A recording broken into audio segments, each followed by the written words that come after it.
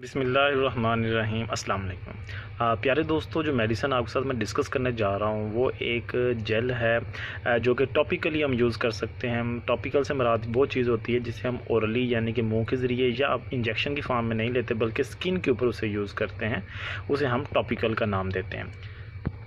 तो इस केस के अंदर जो एक मेडिसिन है वो है डिक्लोरान जेल।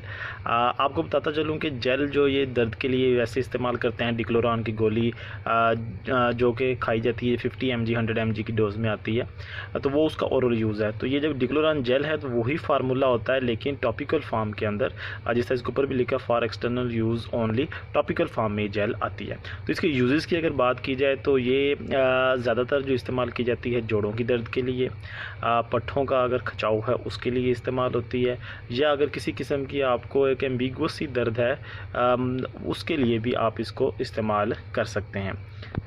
तो इसको जो टॉपिकली हम जब चीज़ यूज़ करते हैं स्किन के ऊपर लगाते हैं तो इसका जो फ़ायदा होता है वो फ़ायदा ये है कि जो साइड इफ़ेक्ट्स होते हैं किसी भी मेडिसिन के, अगर आप उसे खाते हैं या उसके इंजेक्शन लगवाते हैं तो उसकी निस्बत बहुत ज़्यादा कम होते हैं, क्योंकि जिल्द के ऊपर लगने की वजह से जो इसकी अमाउंट जो ऑब्ज़ॉर्ब होती है बॉडी के अंदर वो सिर्फ़ और सिर्फ ना होने के बराबर होती है। उसका किसी किस्म का कोई साइड इफ़ेक्ट रूनमा नहीं होता in most of the cases. और जबकि आप एक मेडिसिन खाएंगे या इंजेक्शन लगाएंगे वो आपकी जिस जगह के ऊपर वो रिक्वायर्ड है वो मेडिसिन उसके अलावा पूरी बॉडी में जाएगी, वो साइड इफ़ेक्ट पैदा करेगी।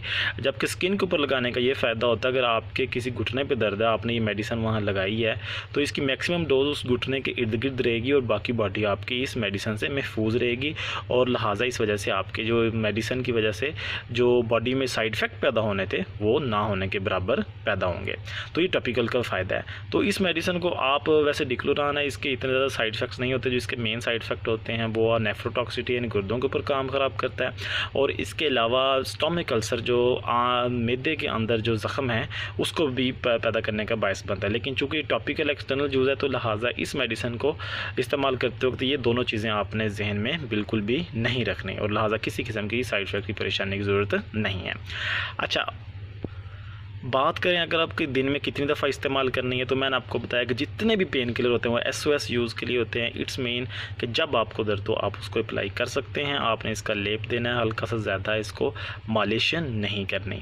तो प्यारे दोस्तों, ये थी आज की प्रोडक्ट डिक्लोरान जेल, जो कि जोड़ों पट्ठों की दर्द के लिए आप इस्तेमाल कर सकते हैं। हाँ, एक चीज़ याद रखनी, आपने इसने ओपन वूंड पे कभी भी नहीं लगाना। अगर ऐसा ज़ख़म जिसके ऊपर जिल्द नहीं है तो उस केस के अंदर आपने इसका इस्तेमाल नहीं करना। तो प्यारे दोस्तों, उम्मीद है आज की इस वीडियो में आपने ज़रूर कुछ ना कुछ नया सीखा होगा। मिलते हैं अगली वीडियो में, तब तक के लिए अल्लाह हाफिज़।